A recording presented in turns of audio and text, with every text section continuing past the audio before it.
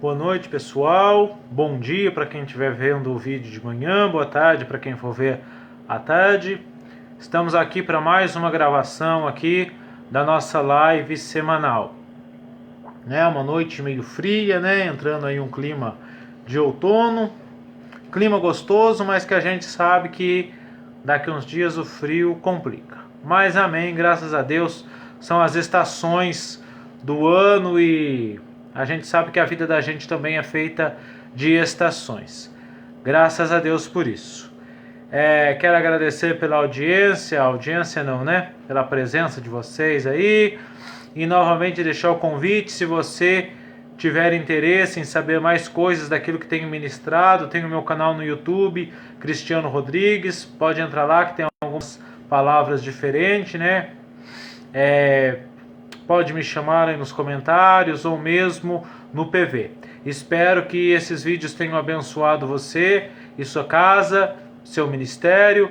E se Deus tem falado com você através desses vídeos, eu peço para que você compartilhe, peço que ore pela gente também, enfim, nos ajude a propagar a palavra de Deus. O objetivo desses vídeos não é ganhar público, não é nem mesmo crescer meu ministério, mas sim propagar a palavra de Deus, fazer com que a palavra de Deus chegue mais longe. Cada pessoa que assiste e que compartilha, leva a palavra de Deus adiante, e é isso que precisamos. Jesus disse que o evangelho seria pregado em toda a terra, e então viria o fim. Então nós temos que pregar o evangelho. Paulo disse: prega em tempo ou fora de tempo, ou seja, o tempo todo esteja pregando a palavra de Deus, de uma forma ou de outra.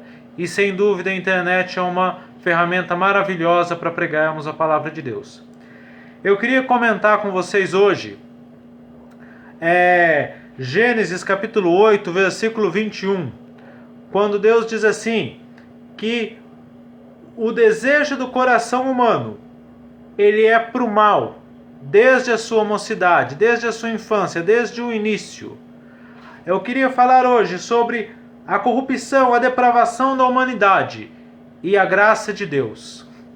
O desejo do coração humano, ele pende para o mal, desde a sua juventude, desde o seu nascimento, ou melhor dizendo. Se você pegar um bebê lá dos seus 1 ano e meio, 2 anos, e você está com ele no colo, e ele quer pegar alguma coisa da sua mão, um celular, um relógio, e você não deixa, e ele esperneia, e ele vai para cima, se for uma criança meio mal educada, principalmente, e faz todo o seu movimento ali, e acaba sendo repreendido e fica por isso mesmo. Mas se essa criança ela tivesse a força de uma pessoa de 20 anos, você pode ter certeza que ela arrancaria o relógio, o celular, ou o que quer que seja da sua mão, a força com violência, e não teria nenhum remorso em fazê-lo. Eu lembro de uma vez de uma criança sendo corrigida pelo seu pai ali, meio que a força, e aquela criança chorando: eu queria ser forte.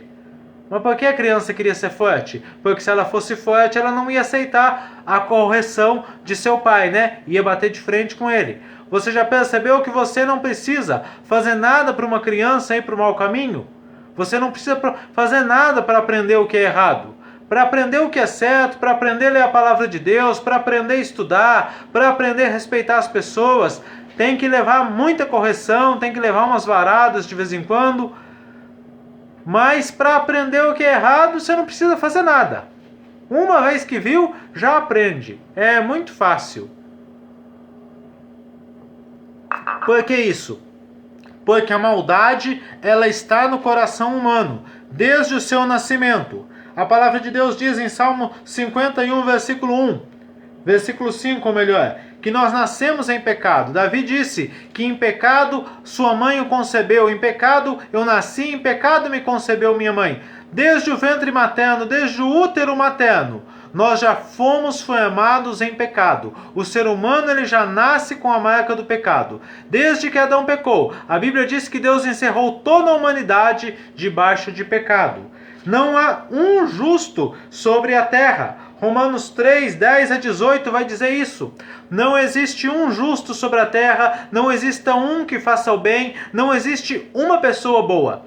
O religioso, normalmente, ele tem a tendência de falar, querer dizer que é bom, de mostrar suas boas obras, de mostrar o seu bom caráter. Mas não existe uma pessoa boa, a palavra de Deus está dizendo. O que muitas vezes as pessoas elas não são instigadas no mal, mas ali no seu instinto de sobrevivência. Você é capaz de matar, você é capaz de agredir.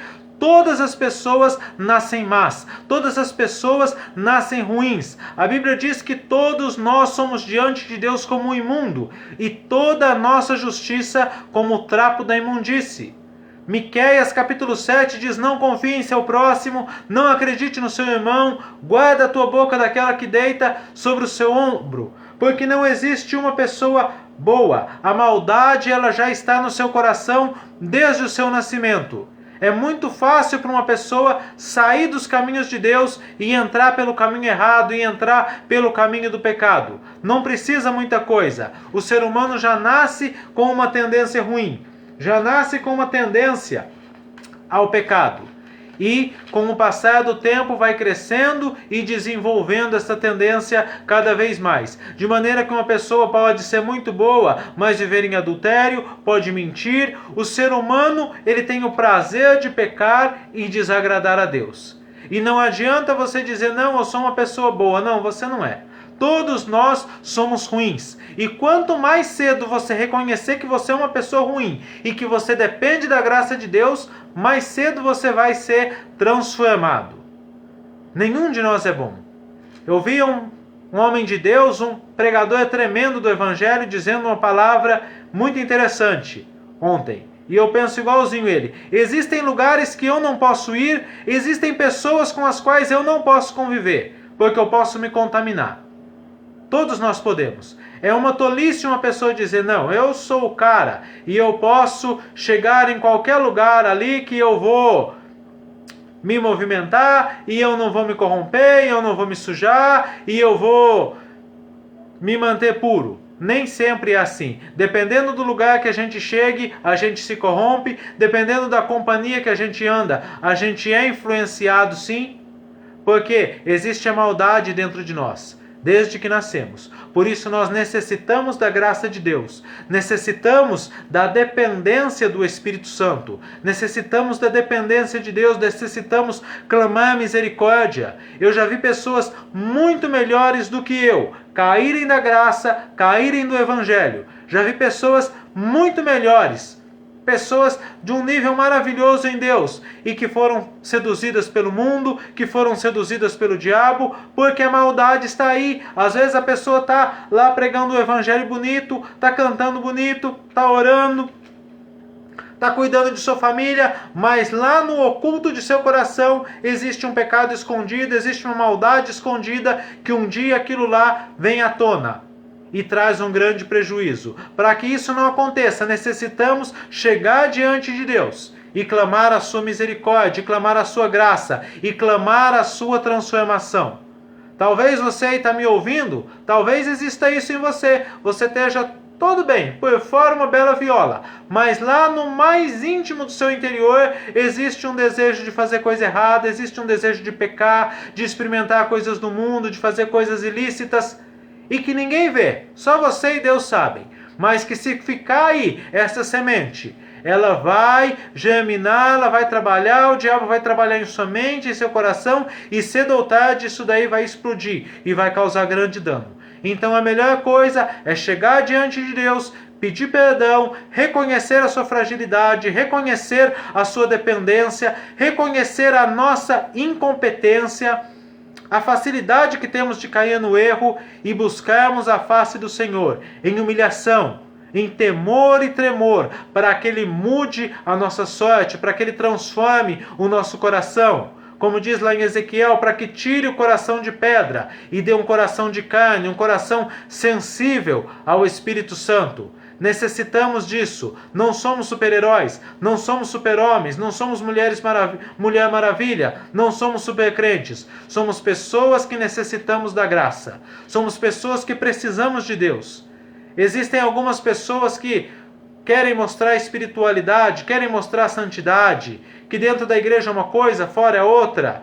Enfim, eu nunca fiz questão de mostrar santidade, de mostrar espiritualidade, porque eu sei que diante de Deus, Deus ele sabe quem eu sou. Não adianta eu mostrar para o homem, não adianta eu mostrar para as pessoas uma capa de super cristão.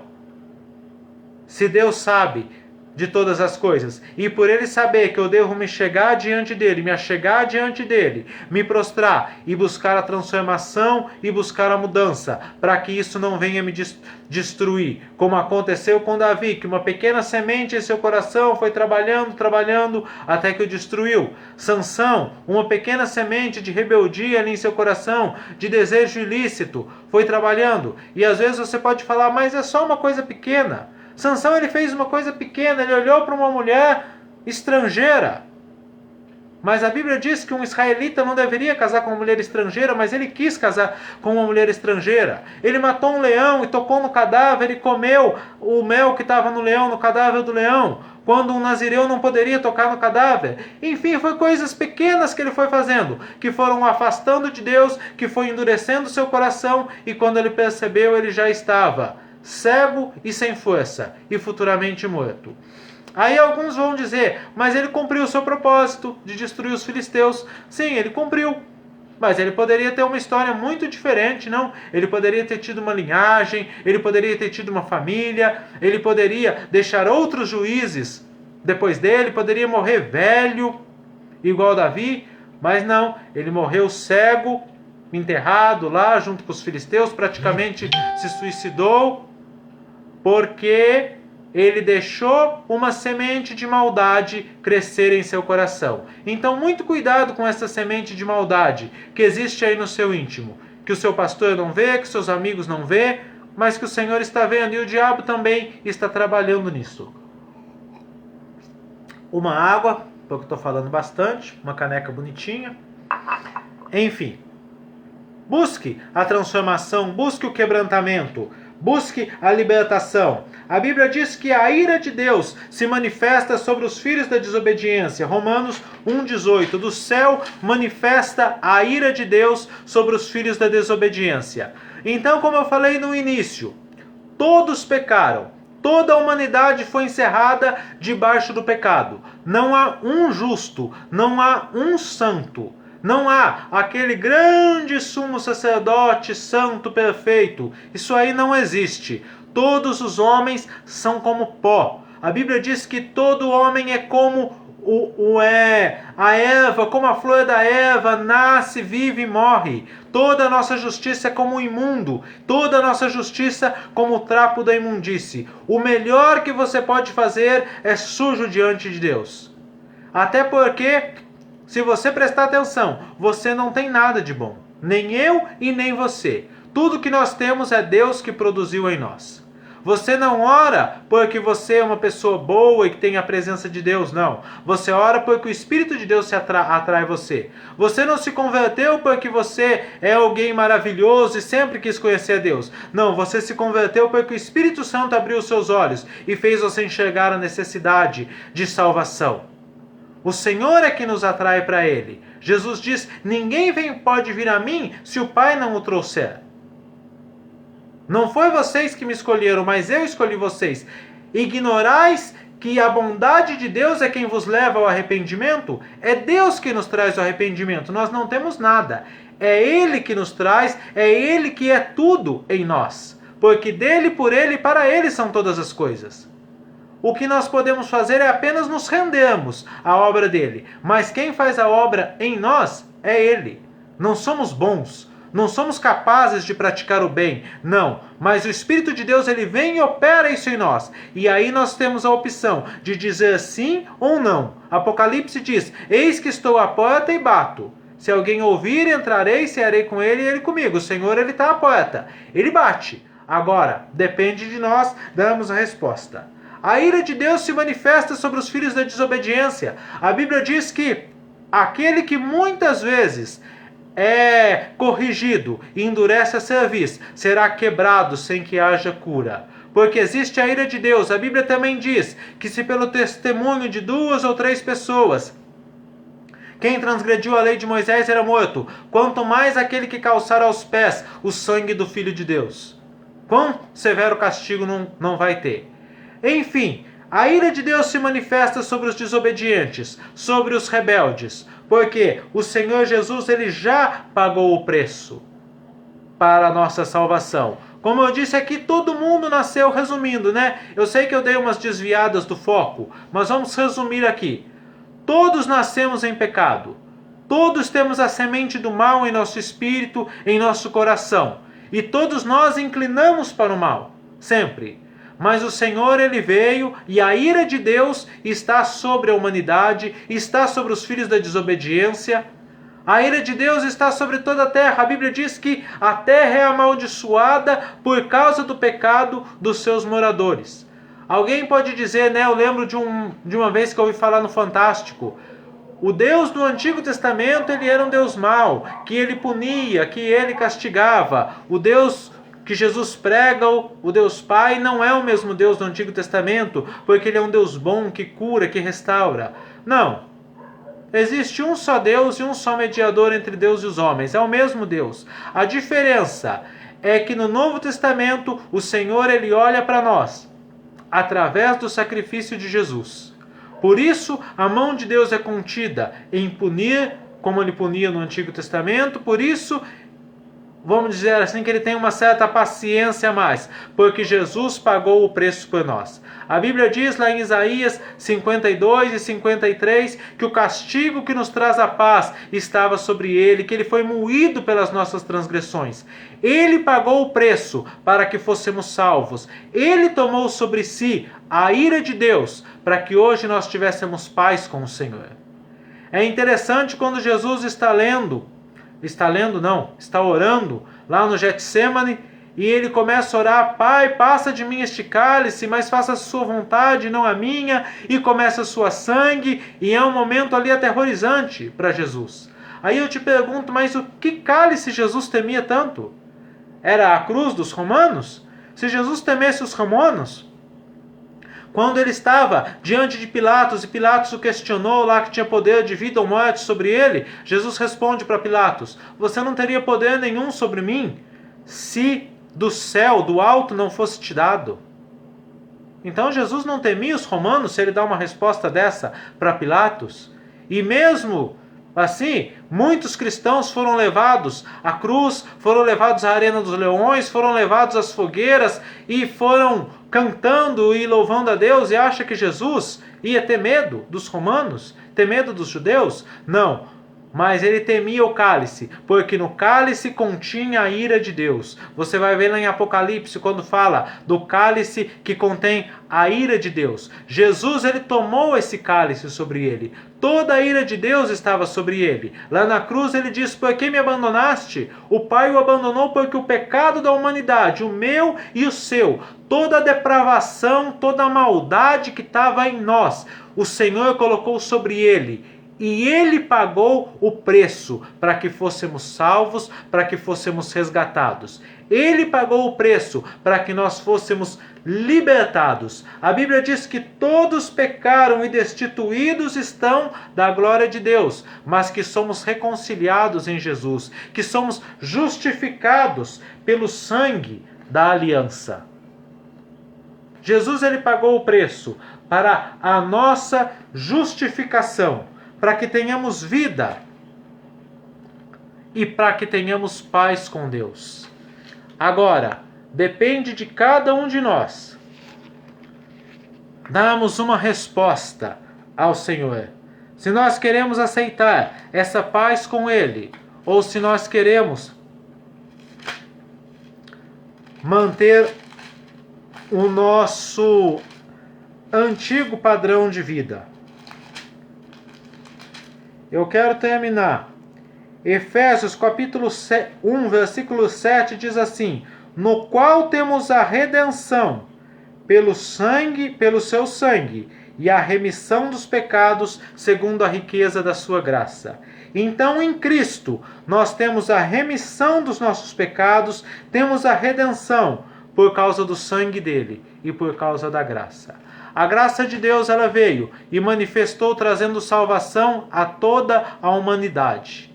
Tem um texto agora, não lembro, certo? Eu sei que em Romanos, eu creio que em Romanos mesmo, que diz que a graça de Deus se manifestou, não me lembro agora, certo, onde é. Quem sabe na próxima live eu fale. Mas a graça de Deus manifestou trazendo salvação a toda a humanidade. Mas por que nem toda a humanidade é salva? Porque nem toda a humanidade dá uma resposta adequada ao Senhor.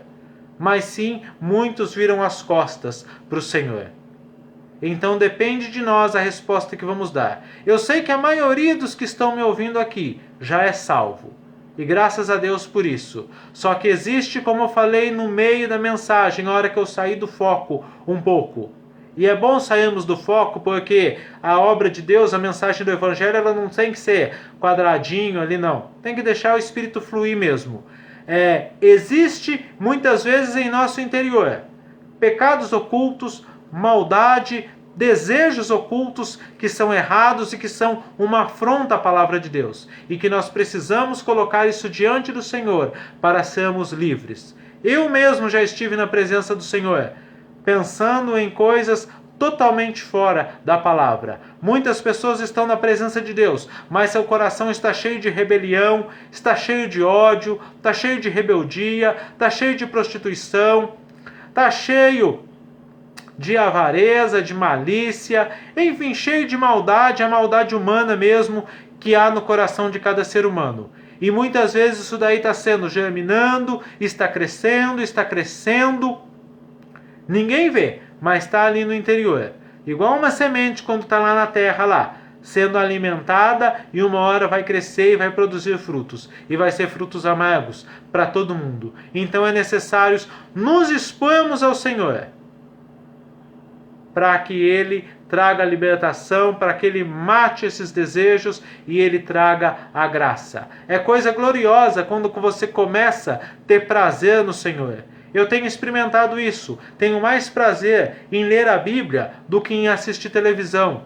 Tenho tido mais prazer em tirar um tempo de oração do que em fazer outras coisas. É glorioso quando Deus começa a operar isso em nós.